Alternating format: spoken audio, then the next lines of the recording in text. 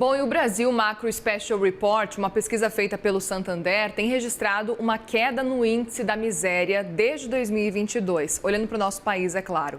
A empresa também prevê uma baixa histórica no dado do segundo trimestre desse ano, o que, segundo a publicação, gente, pode indicar uma melhora na qualidade de vida dos brasileiros. Vamos repercutir, então, os achados do levantamento. Conversa agora com o Henrique Dani, economista do Santander.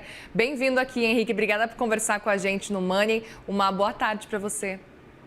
Obrigado, Muriel. Boa tarde. Boa tarde aos espectadores. É muito feliz de estar aqui de volta com vocês. Obrigado aí pelo convite. Queria muito entender justamente esse processo, Henrique. Explica pra gente, antes de mais nada, qual que é o impacto e por que vocês estão projetando especificamente essa queda nesse cenário aí de miséria para 2026. Legal. Esse indicador, assim, em inglês ele se chama Misery Index, mas a gente prefere uma tradução mais de como indicador de desconforto econômico. A ideia dele é que ele sumariza bem uma medida de bem-estar ao combinar, né? Ele é a soma entre a taxa de inflação de 12 meses, que a gente bem conhece como IPCA, e a taxa de desemprego que a gente tem para o país como um todo. E a ideia aqui é que ele sirva como exatamente isso, né? Um termômetro da qualidade de vida que a gente observa da economia como um todo. Ele responde duas questões ao mesmo tempo. Primeiro, meu dinheiro dá, né? Quando a gente fala isso, a gente está pensando na inflação. Meu dinheiro dá, eu consigo usar ele para fazer todas as compras que eu preciso ou não, né? Está crescendo num ritmo muito elevado. Em compensação, a gente tem o outro lado. A minha fonte de renda, ela é estável, eu vou perder ela num horizonte previsível. Né? Aí é o lado do desemprego. Então ele responde essas duas questões simultaneamente e o que a gente está vendo foi uma queda bem expressiva desse indicador desde 2022, né, aos seus trancos e barrancos, mas de toda forma a tendência geral foi de queda. E aí, olhando para frente, é exatamente isso como você falou, né? Assim, a gente deve continuar no patamar reduzido, a gente vê uma mínima acontecendo no primeiro semestre desse ano e, assim, no segundo semestre tendo uma elevaçãozinha, mas ainda terminaria num patamar bem comportado. De toda forma, assim, ele é um bom indicador como um todo, ele sumariza muito bem essa questão de bem-estar, mas tem outras questões que ele não consegue responder, como qualidade de emprego, nível da renda, esse tipo de coisa, ele não responde e aí fica a outros critérios. De toda forma, ele responde questões importantes e sumariza muito bem essa qualidade da relação desemprego e inflação para a economia como um todo. Tá? E aí, no estudo, a gente não só discute como a gente evoluiu, como a gente chegou até aqui, do que patamar que a gente está e para onde a gente está indo, mas a gente também repercute um pouquinho do como que essas coisas se comportaram a nível das regiões metropolitanas do país, né? Então a gente não foca só no agregado, a gente quer discutir um pouco do microdado também. Então acho que são Perfeito. esses os principais destaques. Claro, Henrique. E já aproveito para te perguntar se a gente já teve o nosso país passando por um nível de desconforto econômico tão baixo quanto esse que a gente está vendo nesse sentido. Tem algum momento que a gente consegue comparar, pelo menos com esse período de 2026? Legal. Essa é uma boa pergunta. A gente tem uma boa referência que são as mínimas históricas anteriores, né? Hoje a gente já está nesse patamar super baixo e as anteriores foram ali para 2012, 2013. A nossa série histórica começa exatamente no ano de 2012, quando a gente faz essa comparação, né? Porque as estatísticas de desemprego da PNAD, que são as que a gente usa, elas começam lá para 2012. E aí a gente usa muito essa referência em relação a 2012, que eram as mínimas anteriores.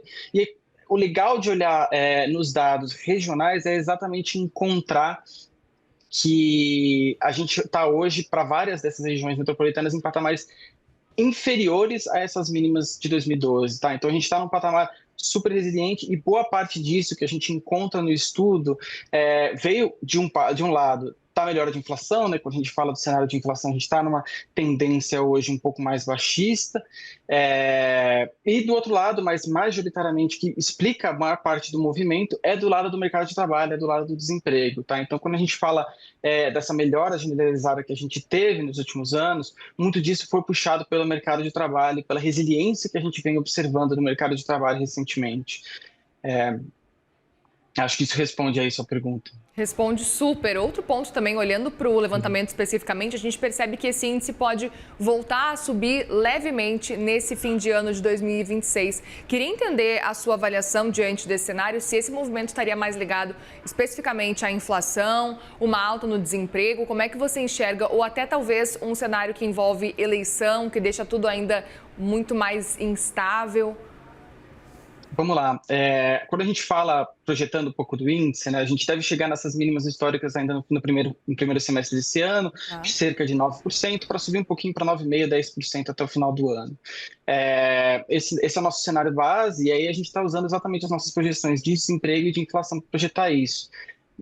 Esse aumento que a gente está vendo na margem não é muito de inflação, é mais de desemprego. Mas isso não significa que é um desemprego subindo rapidamente para patamares anteriores. O mercado de trabalho no Brasil mudou muito nos últimos anos, né? A gente teve a reforma trabalhista de 2007, o crescimento da gig economy nos últimos anos tomando um espaço bem significativo na economia e trazendo mais dinamismo para o mercado de trabalho. A gente fez um outro estudo há um tempo atrás revisando aquilo que a gente chama de taxa natural de desemprego, né, que seria para onde o desemprego vai convergir quando a gente fala mais de longo prazo. E a gente revisou isso aí um pouquinho mais para baixo. Então, a gente está falando de um desemprego que deve flutuar em patamares mais baixos. Então, mesmo quando a gente fala de que a gente está vendo um arrefecimento, mesmo que lento e gradual e no mercado de trabalho, não deve ser para níveis tão altos de desemprego que a gente conviveu no imediato pré-pandemia, por exemplo. Não, a gente está falando de um desemprego gradual, lento, para um patamar um pouquinho menos apertado do que a gente está vendo hoje, tá? Então, boa parte desse aumento para o segundo semestre é exatamente do lado do mercado de trabalho, é um arrefecimento, uma desaceleração, por melhor dizer, do ritmo de crescimento de emprego, que deve trazer alguma taxa de desemprego um pouquinho mais elevada, mas de toda forma não é motivo para esperar um mercado de trabalho perdendo ritmo com grande ênfase. Não é esse o nosso cenário. E olhando também, Henrique, especificamente para esse estudo que vocês divulgaram, ele também mostra um aumento na dispersão regional. Por que essas diferenças entre capitais parece que elas estão maiores do que na década passada, por exemplo?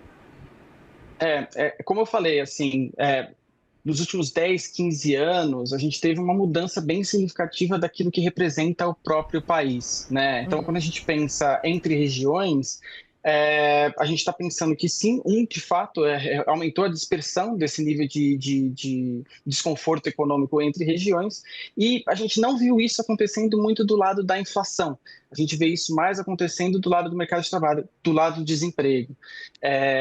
E aí, o porquê disso vem exatamente dessas idiosincrasias que cada região tem no mercado de trabalho. Então, pode ser uma questão setorial, cada região tem mais foco em alguns setores são mais expressivos dentro de determinadas regiões metropolitanas e outros setores não tanto, ou pode ser questões mais associadas à própria característica da população ali na região. Então, elas têm mais acesso à educação ou menos, elas têm mais acesso a essa nova gig economy, elas conseguem acessar esse tipo de emprego de entregas, por exemplo, com mais facilidade do que outras economias. Isso determina a facilidade de acesso ao emprego e, portanto, determina a própria característica da região. A gente trouxe alguns destaques, né? Eu acho que o principal a falar seria na região sudeste. Vitória apareceu como um destaque bem expressivo, né? Está aparecendo com as mínimas mais baixas de toda a região. O sul aparece como toda a região mais uniforme, então todo mundo segue ali dentro das regiões metropolitanas da região sul, segue mais em conjunto. E aí o norte e o nordeste ainda, eles estão também em queda, né? A gente vale ressaltar que eles também estão numa direção de queda, só que eles seguem ainda num patamar acima da média do país, tá? Então, assim, a direção segue sendo a mesma, foi bem uniforme em todos os países, mas a gente tem que salientar que tem essa difusão maior entre as regiões e isso muito está associado à taxa de desemprego e, portanto, essas idiosincrasias do mercado de trabalho de cada região. Henrique, outro ponto que eu fiquei curiosa do estudo também é que o estudo mostrou que quando o índice, o Misery Index, fica abaixo de 11%, os preços dos imóveis tendem a acelerar. A gente talvez possa entrar num cenário de maior pressão no setor? A gente já observou isso nos últimos anos. O que a gente salientou ali no trabalho é que quando essa medida de desconforto econômico, né, quando o Misery Index, atingir um patamar abaixo de 11%, que é o que a gente já está convivendo hoje, esses preços de imóveis costumaram acelerar num ritmo mais alto. tá?